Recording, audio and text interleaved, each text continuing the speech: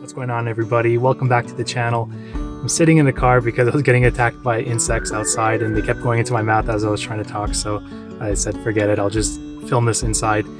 I spent the whole day walking around this park. It's a new park I haven't been to yet, and I'm just trying to scope out the area, trying to see which parks I actually enjoy going to and which ones are kind of a little bit too quiet for me.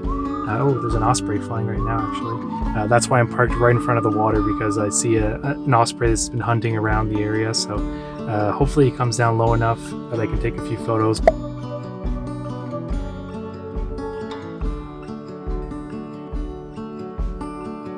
I'm still scoping out the area, trying to figure out which parks are my favorite. And I did the tour about six or seven times. I just kept walking around, and overall for looks at birds it was actually pretty good. I saw about 5 species of warblers. I got a blue-headed vireo. I got a Nashville warbler, which is new for me for Canada anyways. So overall it was actually really good for viewing, but for photography it wasn't that good at first. There's a lot of black-throated green warblers that love to hang out really high up in the canopy, so those ones I couldn't really get a good photo of. Black and white warbler came down pretty low, and I was going to leave the park with, basically for me anyways, no good photos. I wasn't really happy with anything that I got. And as I was leaving I met 2 photographers, and they said, oh, there was an ovenbird down on the ground just behind the bathrooms over there. So I said, okay, I'll go give it one more go. So I did the tour. I couldn't find that specific individual, but I heard one calling in the distance, so I followed the sound. And I was on one side of the road and I was trying to figure out exactly where he was in the tree. He was about 10 feet up or so, and I couldn't pinpoint him. He was just singing so loudly and I couldn't find the exact branch he was on. And then he just flies over my head to the other side. So I turn around, go to the other side of the road, and as I'm hanging out there, I'm waiting. He's calling still, can't pinpoint him.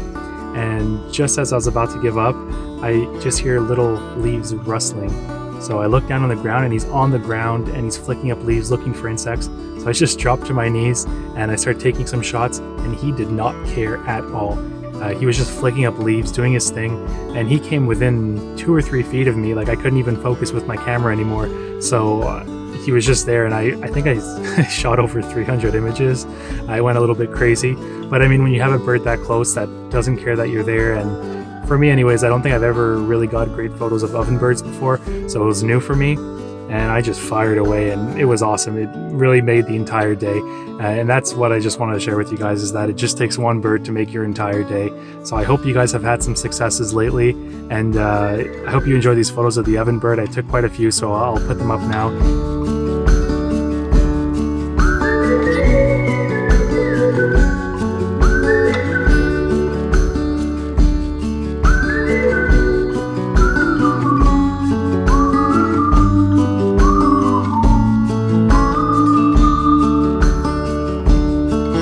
If you guys have had any successes lately with any bird, any animal, let me know down in the comments. I'd love to hear about it, and I'll see you in the next video.